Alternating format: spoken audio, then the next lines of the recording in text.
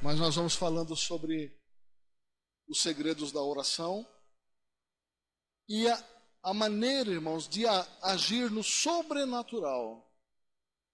Quando nós agimos no sobrenatural, nós encontramos as chaves da fé, chaves da oração. Então, aquilo que as irmãs cantaram aqui no hino, que é de joelhos, que as enfermidades vão embora, é de joelhos que você se torna um pregador, é de joelhos que você vence todas as lutas. Então, irmãos, é nesse propósito que eu quero começar o ano com a igreja. Glória a Deus. Acharam? Então, acompanhe comigo. Lucas capítulo 2, a partir do versículo 25. A vida de muitos personagens da Bíblia, que são personagens que nos inspiram a fé. Então presta bastante atenção. Antes de nós entrarmos um pouquinho, estudarmos um pouquinho sobre a vida de Simeão e Ana, vamos entender o contexto histórico que estava acontecendo naquele momento. Nesse momento da vida de Simeão e Ana, o campo civil de Israel estava terrivelmente devastado. Israel estava sendo dominado pelo Império Romano. Nas ruas de Jerusalém, irmãos, haviam soldados que controlavam, que vigiavam, que guardavam a cidade. Eles não tinham mais o direito à liberdade. Roma mandava, dominava em Israel. Então, nesse campo civil, a coisa estava muito difícil para eles. Eles pagavam pesados impostos para Roma. Eles deviam obrigações a Roma. Roma que colocava os reis para governar Israel, para controlar Israel, para controlar os governantes. E no campo religioso, a coisa era pior ainda. Nessa época, é chamado de o período interbíblico. Presta atenção nisso, irmão, para você ver que situação que vivia aqueles dois. Esse período interbíblico também é conhecido como o silêncio profético. O último profeta usado por Deus foi Malaquias, no Antigo Testamento. E o último versículo ele profetiza a respeito da vinda de João Batista, que seria o precursor do Messias. E durante mais de 400 anos, não se levantou um único profeta em Israel. Não havia, irmãos, palavras proféticas. Por isso é chamado de o silêncio profético. Os líderes religiosos, eles estavam desviados. Quando Jesus ele chega, quando ele começa a pregar com 30 anos, ele encontra uma religião vazia, seca, árida, sem vida. As pessoas iam para o templo, levavam sacrifícios, mas aqueles sacrifícios não alcançavam o coração de Deus, porque eles achavam que somente fazendo sacrifício era o suficiente, mas eles não obedeciam a palavra, não tinham justiça, eles não respeitavam os pais, eles não respeitavam a autoridade. E aí, irmãos, os líderes se aproveitavam daquela ocasião para fazer negócios com o povo. Os líderes religiosos eram ricos. Os líderes religiosos se aproveitavam da fé daquele povo. E aí, então, irmãos, na área civil, um caos. Na área religiosa, outro caos. Silêncio total de Deus. O Espírito Santo ainda não havia sido derramado sobre a igreja. Isso aconteceu no dia de Pentecostes, depois da ressurreição de Jesus, 50 dias depois. E nesse meio tempo, no finalzinho dessa era, do período interbíblico, somente Lucas nos fala desses dois personagens. Mateus não fala nada, Marcos também não se refere a nada, e muito menos João. Mas Lucas, ele registra essa história para nós. Simeão já era um senhor e Ana também já era uma idosa. A Bíblia diz que ela tinha 84 anos, mas aí fica uma dúvida aqui no texto, porque a gente não sabe se é 84 anos de viuvez ou se eram 84 anos mais 7 de casamento e mais a idade que ela casou. Se for isso, né, se for essa segunda hipótese, Ana passava dos 100 anos. Mas se o texto pegar ela com 84 anos, com tudo, né, a idade dela de 84 anos, então era uma senhora de no mínimo 84 anos. E se for 84 anos de viuvez, ela passava dos 100. No meio desse caos, olha bem, no meio desse caos, silêncio profético, dominação romana, parece que não tinha saída para Israel, tudo estava escuro, não tinha luz, só tinha uma pequena esperança do Messias, o libertador. Mas era, irmãos, uma coisa tão distante. Israel aguardava, cultuava, mas o culto já era um culto frio. É muito fácil cair, irmãos, num culto mecânico. É muito fácil vir para a igreja e ter uma vida árida. Jesus falou isso para uma das igrejas do Apocalipse, que tem nome de que vives, mas está morto. Eu sei as tuas obras, mas não tinha vida, tinha perdido o primeiro amor. E quando Jesus chega, ele encontra, irmãos, partidos separando Israel. Tinha os saduceus, os fariseus, os herodianos. E cada um cria numa coisa, cada um puxava de um lado. E eram pessoas que Jesus disse, vocês são como sepulcros caiados. Por fora está tudo bonito, mas por dentro são podres. E Jesus deu, irmãos, duros discursos, fez duros discursos com esse povo, com esses líderes religiosos, doutores da lei, que conheciam muito bem, eles conheciam muito bem a letra da lei, mas não conhecia a essência, não conhecia o Deus que deu a lei. E esse era o cenário. Quando Simeão e Ana, eles viveram. Acontece, irmãos, que Lucas nos dá uma informação muito importante. Primeiro, Simeão, nesse caos político e religioso, a Bíblia diz que o Espírito de Deus estava em Simeão. Oh, glória! Aleluia! Então, o caos religioso estava nos líderes. Existiam pessoas em Israel anônimas, pessoas desconhecidas, que não eram grandes líderes, não eram pessoas famosas, eram pessoas simples que estavam no meio do povo, mas que o Espírito Santo estava dentro deles. E Simeão era um deles. E é interessante, irmãos, que o Espírito Santo ainda não tinha sido derramado ainda sobre o mundo. A promessa do Pentecoste veio depois, mas Simeão já tinha a presença do Espírito Santo na vida. Simeão já gozava da comunhão com o Espírito de Deus. E o Espírito Santo falou para Simeão: Simeão, o tempo está chegando. Aquele que os profetas profetizaram,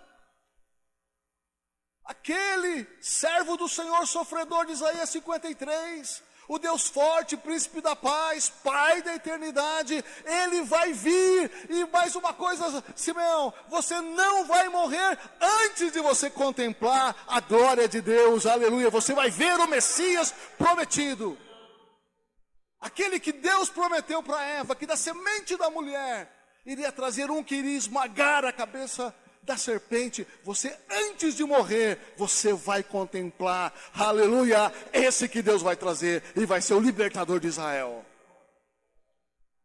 Primeira lição que nós temos aqui. Simeão era um homem de comunhão com Deus. Todos que têm comunhão com Deus têm o Espírito Santo. Porque, irmãos, nós temos comunhão com Deus através do Espírito Santo. Por isso que Paulo diz, enchei-vos do Espírito Santo. Sem o Espírito Santo, irmãos, nós não somos nada. Nós não temos condições de orar. Sabe por que muita gente não consegue orar? Porque falta quem inspira a oração. Se você dobra o teu joelho e não encontra palavras de oração, é porque está faltando aquele terceira pessoa da Trindade para te inspirar a orar, para te ensinar as palavras de oração. Porque se você orar sem o Espírito Santo, a tua oração vai ser árida, vai ser pesada, vazia, como os líderes religiosos da época. Mas, irmãos, quem tem o Espírito Santo na vida, quem tem o poder de Deus na vida, como Ana, sendo uma senhora de no mínimo 84 anos, a Bíblia diz que ela servia a Deus com essa idade, com jejum, oração, e todos os dias estava no templo orando. Aleluia! Aleluia!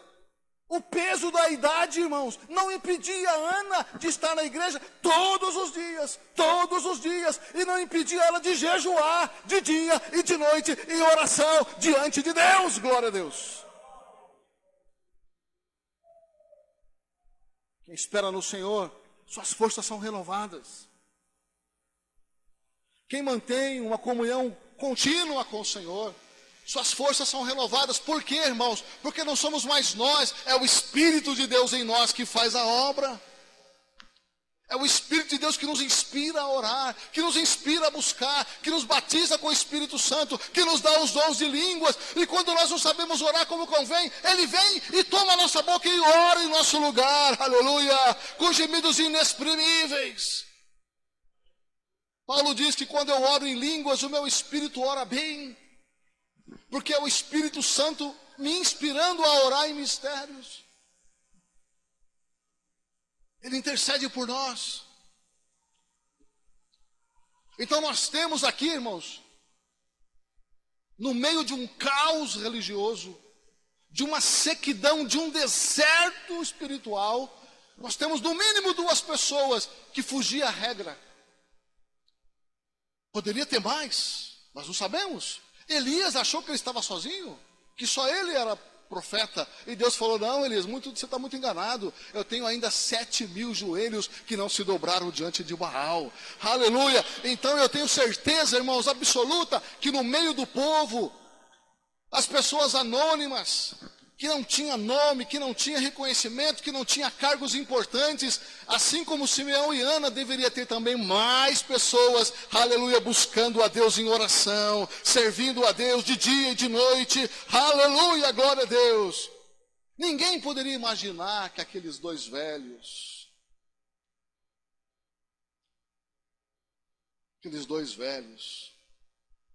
estavam cheios da presença de Deus. Eles estavam no templo, servindo a Deus. E Simeão, voltamos aqui para Simeão. Simeão ia para o templo, como todos os israelitas iam. Mas ele ia com uma esperança. Aqui vem, irmãos, o segundo ponto de quem tem o Espírito Santo, de quem tem uma vida de comunhão com Deus em oração. Tem esperança. Esperança. O Espírito Santo fala com ele. O Espírito diz, você não vai morrer antes de ver a glória de Israel. Você não vai morrer.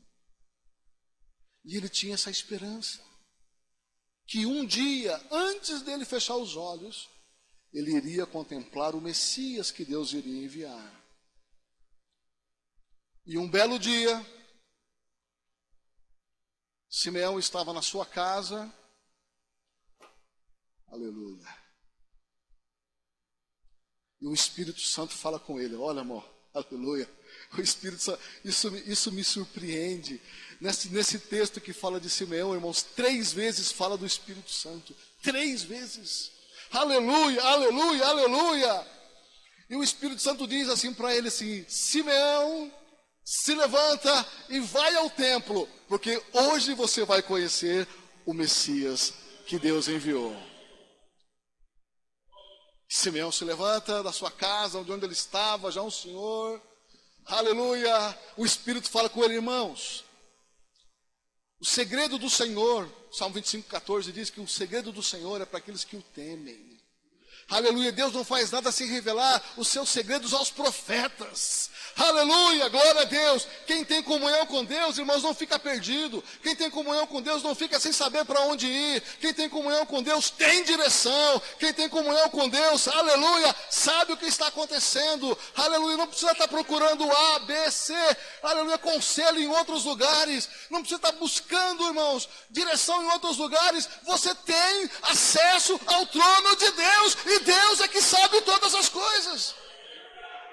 Ele conhece o caminho, ele conhece o presente, o passado e o futuro. Isaías 46:10 diz que Deus conhece o futuro do jeito que ele conhece o passado. Para ele, futuro e passado é a mesma coisa. Esse é o Deus que nós servimos. E Simeão estava na sua casa. E o Espírito Santo diz: vai para o templo. Foi revelada uma palavra para ele.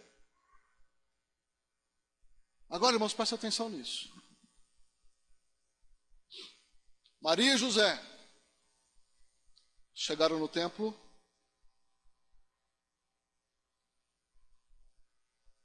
para a purificação. Jesus já tinha um pouco mais de 40 dias. Era um bebê de 40 e tantos dias. E a vida, irmãos, espiritual de Israel, religiosa, não espiritual, era muito intensa. Aquele templo ficava lotado. Os judeus oravam de manhã, oravam à tarde, oravam no pôr do sol. Os judeus ofereciam sacrifício, vinham caravanas de outros lugares, outros países. Era muito intenso o movimento no templo. E tinha o pátio dos gentios, o pátio das mulheres, e depois tinha os lugares santo e o santo dos santos. E Maria, com certeza, ela estava junto com José no pátio das mulheres, para se apresentar ao sacerdote, para fazer a purificação.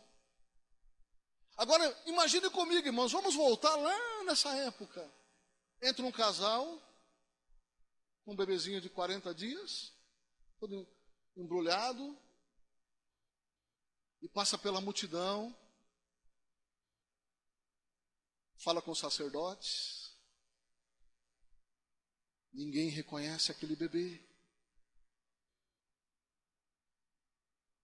Ninguém sabe quem é aquele bebê. É mais um bebê no meio de tantos outros.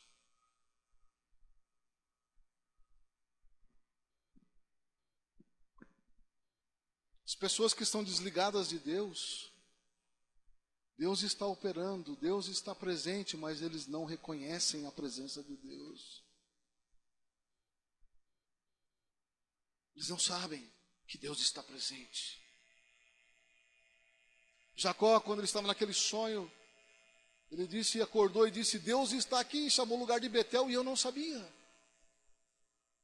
Da mesma maneira, quantas pessoas vêm para os nossos templos,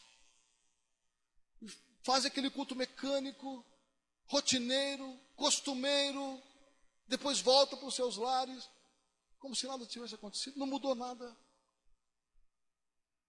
Não foi tocado, não sentiu, não percebeu a presença de Deus. Mas Deus está aqui. Deus está.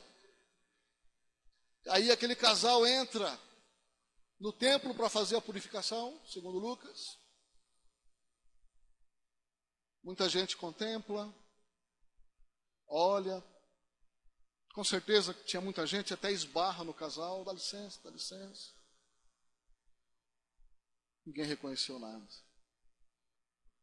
O sacerdote, que deveria ser o homem espiritual, o homem de Deus, que deveria reconhecer, também não reconheceu. O sumo sacerdote não estava nem ali. Os doutores da lei, os que conheciam a Bíblia, cada letra, cada pormenor da lei, também não reconheceu aquele garoto. Mas o velho Simeão, lá na sua casa, o Espírito que estava nele, porque para reconhecer as coisas de Deus, precisa ter o Espírito Santo. Porque quem não é espiritual não reconhece as coisas que Deus faz, porque as coisas de Deus são espirituais. E somente os espirituais é que conseguem entender e reconhecer quando Deus age. Simeão vai, passa no meio de todo mundo. Irmãos, eu fico imaginando, irmãos, muita gente. Aleluia, glória a Deus. Mas o Espírito Santo diz para Simeão: vai, que o Messias está lá no meio daquele povo. Aleluia, glória a Deus, aleluia. E ele vai, irmãos, ele vai, passa no meio da multidão. Aleluia, o Espírito vai guiando ele, o Espírito vai conduzindo ele, porque o Espírito Santo glorifica Jesus. O Espírito Santo nos leva até Deus, ele nos encaminha até o Senhor, nos ensina a orar, nos ensina a servir a Deus. Ele nos convence do pecado, da justiça, aleluia, e do juízo. É o Espírito de Deus em nós que faz as obras do Senhor aqui na terra. E Simeão entra no templo, e ele vai caminhando entre as pessoas. Aleluia. E o Espírito que está nele vai guiando, até que ele coloca os olhos no casal, José e Maria. E o Espírito Santo fala: é ele. Aleluia, glória. Aleluia. Aí Simeão chega no casal e diz: dá licença, me dá esse bebê. Oh, glória, aleluia. E pega o bebê no colo. A Bíblia diz que Simeão pega o bebê nos braços e diz: os meus olhos viram a glória de Israel. Aleluia. Aleluia. Eu vi a glória de Deus. Aleluia. Muita gente ali, irmão, não viu nada, não entendeu nada, mas o velho Simeão, cheio do Espírito Santo, estava sabendo o que estava acontecendo e quem era aquele bebê.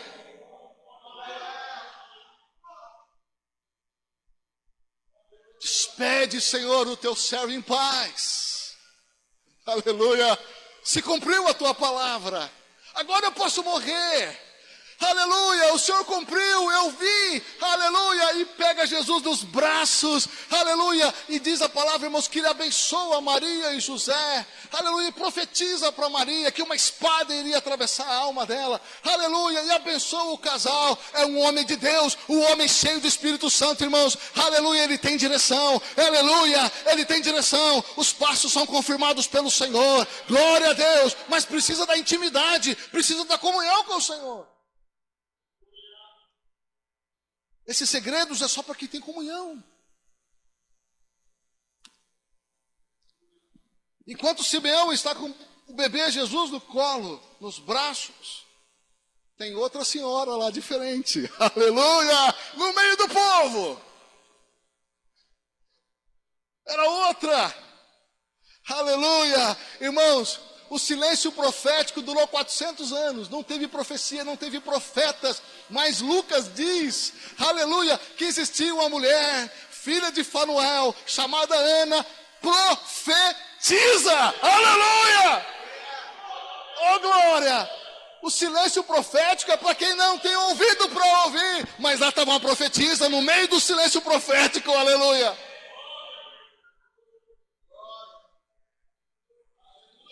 Cheia do Espírito Santo, aleluia, glória a Deus, uma senhora com força, com garra, aleluia, com poder para estar na presença do Senhor. A Bíblia diz, irmão, de dia e de noite, Ana ficava na igreja, ficava no templo de dia e de noite, de dia e de noite, servindo a Deus com orações e jejuns.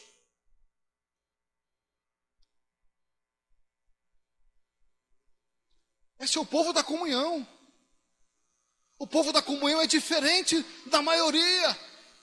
O povo da comunhão, aleluia, é diferente dos demais. Aleluia, glória a Deus. O templo estava apinhado de gente com certeza, mas tinha dois ali naquele lugar. Aleluia, Simeão não estava no templo. O Espírito falou: vai lá que você vai ver o Messias. Aleluia, glória a Deus, ele não perdeu. Aleluia, Ana já estava lá. Glória a Deus, aleluia, porque ela servia a Deus de dia e de noite. Ela já estava no templo.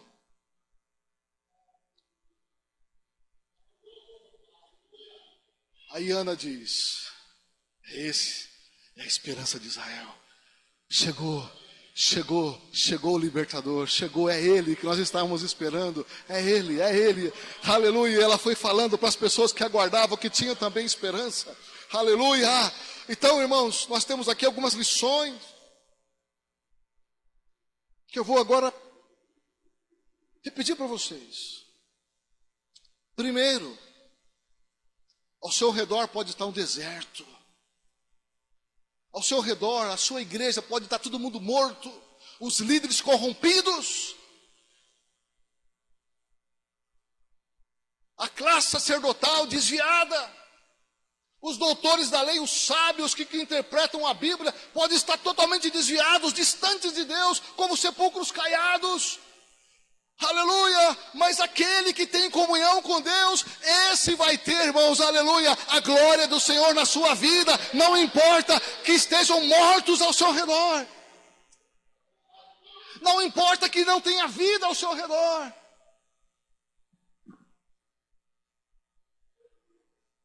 Com certeza, Simeão e Ana não eram daquele tipo de gente que ficava criticando os líderes, criticando a situação de Israel, murmurando, como muitos murmuravam.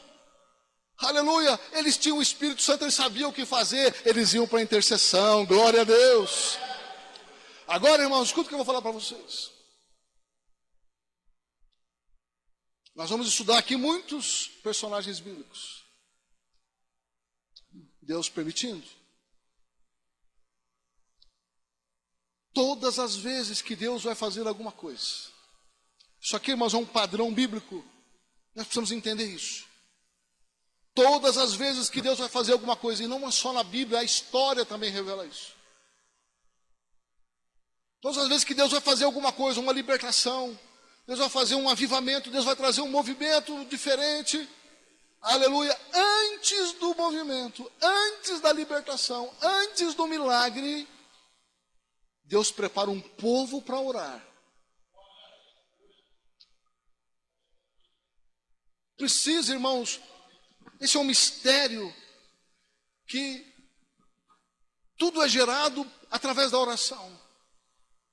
Quando Elias, ele estava lá, que ele falou para o seu moço para dar uma olhada do lado do mar, lá no Monte Carmelo, para o que ele via. A primeira vez que ele foi, ele olhou, voltou e falou para o profeta: não vejo nada. O profeta, ele dobrou os seus joelhos, e diz a palavra que ele colocou a sua cabeça entre os joelhos. Sabe o que ele estava fazendo ali, irmãos? Em oração, ele estava gerando a chuva. Volta lá. Não vejo nada. E ele com a cabeça entre os joelhos. Você não vê, mas ela vem. Aleluia. Volta lá. Aleluia, glória a Deus, aleluia. Profeta, eu já fui terceira vez, eu não vejo nada. Cabeça entre os joelhos, orando, volta lá. Você não está vendo, mas está vindo. Aleluia, está chegando. Irmãos, está vendo? O povo que tem comunhão com Deus é diferente. O povo que tem comunhão com Deus não se desespera quando todo mundo olha e não vê nada. Aquele que tem comunhão com Deus olha e vê, porque vê através da fé, vê através do Espírito Santo, porque ele age no sobrenatural. É no sobrenatural que as coisas acontecem. Mas quem anda segundo a carne não vê nada, não faz nada. Mas Paulo diz: nós não andamos pelo que nós vemos, nós andamos pela fé. Aleluia, glória a Deus. Volta lá. Quarta, quinta, sexta vez. O moço voltou: profeta, já são 6 vezes que o senhor me manda olhar e não tem nada lá.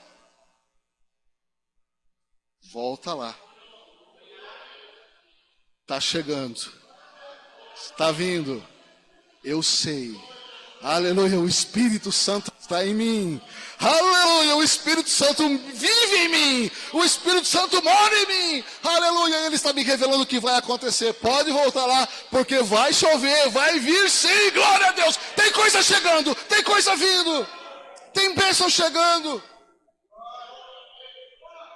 Mas quem não é espiritual, irmão, não vê nada. Só vê tragédia, só vê pobreza, só vê fome. Só vê deserto, só vê seca. Porque não tem olhos espirituais para enxergar. Irmão, você sabe como que os nossos olhos espirituais se abrem? Olha para mim. Vou mostrar para vocês como é que os olhos espirituais se abrem. Assim. Assim. É assim que os teus olhos espirituais vão se abrir. É assim que você vai correr. É assim, é assim. Aleluia, glória a Deus, aleluia. Elias de joelhos. Estava gerando a chuva. Na 7ª vez, o moço estava cansado já. Com certeza, se ele fosse assembleano, já estava murmurando. Já fui lá 6 vezes. Esse homem está doido. Esse homem perdeu o juízo. É verdade, irmão? Você assembleano, lá vem o pastor de novo, com essa história. De novo, pastor, isso não dá nada, pastor. Lá vem o pastor com esse negócio de grupo familiar de novo, isso aí não funciona. Esquece isso. Com certeza, Geazi estava desse jeito, então o moço estava desse jeito já. Mas ele foi. Ele foi pelo menos por obediência. Ainda que ele não acreditasse, mas ele foi. Irmãos, aleluia, não precisa, aleluia, acreditar, aleluia, não precisa. Quando Deus quer fazer, irmão, aleluia, não precisa você crer, não precisa você crer, porque Deus, quando Ele vai fazer, Ele faz, independente de quem seja que creia ou não creia. Com certeza o profeta sabia que o garoto já não estava muito querendo de novo lá, não vai ter nada, não vai acontecer nada, já são 6 vezes, de novo, outra vez não. Mas o profeta estava seguro, estava firme no seu propósito, ele sabia o que ia acontecer, aleluia, porque, irmãos, quem tem comunhão com Deus não se perde, quem tem comunhão com Deus, aleluia, ainda que esteja cercado de incrédulos, aleluia, ele permanece naquele propósito que Deus o chamou. E na 7ª vez que ele foi, aí ele volta. Homem de Deus, e agora eu vi. O que você viu? Uma nuvem, mas é tão pequenininho. Tamanho da mão de um homem. Essa chuva que o senhor está esperando aí, ó, não vai ser possível. Você viu a nuvem? Vi. Tamanho da mão do homem? Sim, então corre lá, fala para Acabe. Corre porque a chuva vai te pegar, glória a Deus. Vem chuva pesada aí, vem chuva pesada, vem chuva pesada, vem chuva pesada aí, corre, corre, aleluia, aleluia, glória a Deus. Isso é para quem tem comunhão com Deus. Não se desespera. Conta-se a história que George Miller, que é chamado do apóstolo da fé, ele estava num navio, indo da Inglaterra para os Estados Unidos, porque ele ia pregar lá. Ele tinha um compromisso. E no meio do caminho, uma tempestade. E aquela tempestade, aquela coisa difícil, atrasou a viagem, perdeu tempo. Aí George Miller encontrou o capitão lá no meio daquela correria, daquele perigo todo, e falou: o que está acontecendo, capitão? Ah, uma tempestade terrível. E nós vamos ficar aqui presos nessa tempestade e vai demorar para passar. Aí ele falou assim: mas eu preciso chegar lá no meu compromisso. Eu tenho compromisso, eu tenho que pregar, eu tenho a obra de Deus para fazer. É, mas não vai dar não. Ele falou assim: vamos orar. E o capitão era crente também. Vamos orar. Vamos descer lá para orar. Eles foram lá para baixo do navio. George Miller, o companheiro dele que estava com ele e o capitão. Aí George Miller começou a orar: Senhor, eu preciso chegar lá no meu destino. E essa tempestade está atrapalhando. Faz cessar o vento, faz cessar o mar, Senhor. Faz cessar essa tempestade. Amém. Isso foi uma oração muito simples, né? A biografia de George Miller, muito simples. Aí ele orou primeiro, George Miller. Aí o capitão ia orar. O capitão começou: Senhor. George Miller falou assim: para, não precisa orar não. Por que não? Por dois motivos. Primeiro, porque eu já orei. Aleluia. Oh, por isso é chamado do apóstolo da fé. Aleluia. Ele sustentava o orfanato, irmão, sem condições nenhuma, durante a guerra. Essa é uma biografia que vale a pena ler, para inspirar a tua fé. O que Deus faz, irmãos, quando a gente entrega a vida para o Senhor e confia nele? Primeiro, você não precisa orar porque eu já orei. Se eu já orei, Deus já atendeu e já respondeu. E segundo, porque você não crê. Você vai orar, mas você não crê. Então não adianta orar. Vamos subir lá. Quando eles chegaram lá em cima, irmão, a tempestade já tinha ido embora. Aleluia! Glória a Deus! Aleluia! Tem uns homens, irmãos. Uns homens que tinham a comunhão com Deus. Mas também diz que George Miller leu a Bíblia mais de 100 vezes de joelhos. Ele lia a Bíblia de joelhos. Aí vai, irmãos, a Bíblia alimenta a fé. Aqui está, irmãos, olha, nós vamos falar bastante sobre isso nesses domingos próximos. Mas guarde uma coisa. Existe um ciclo. O que movimenta a oração? A oração é só a ponta. Mas antes da oração tem mais duas coisas. Escute isso, olha para mim. Para ter uma vida de oração, para dobrar o joelho e ficar ali 2, 3 horas, precisa de mais duas coisas antes.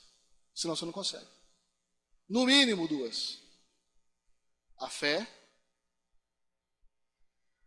Se não tiver fé, para que você vai ficar de joelho 2 horas? Tem sentido? Eu vou ficar falando ao vento? Eu vou ficar aqui gastando o joelho, ralando meu joelho aqui para nada, porque Deus não vai me ouvir mesmo.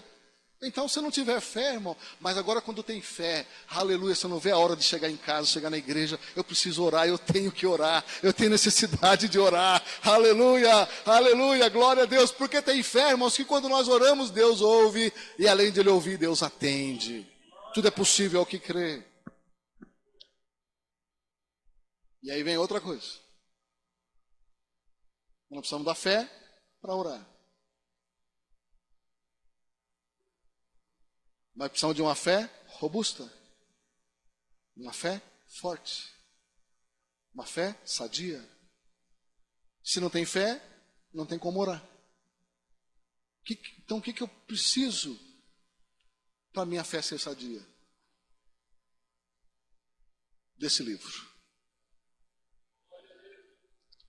Esse é o alimento da fé.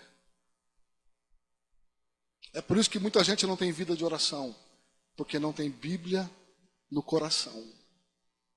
E quando você começa a se alimentar da Bíblia, aleluia, essa palavra vai estimulando a fé, ela vai alimentando a fé, porque a fé vem pelo ouvir e ouvir a palavra de Deus.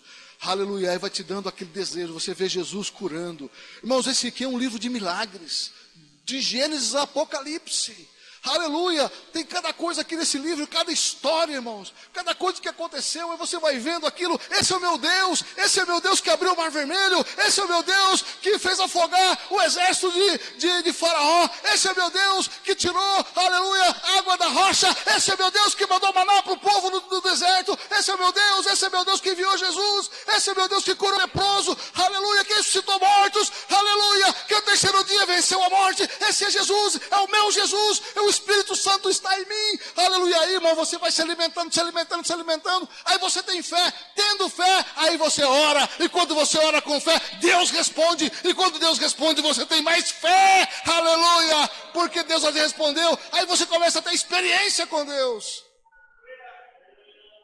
Olha o ciclo. Aí você começa a ter experiência.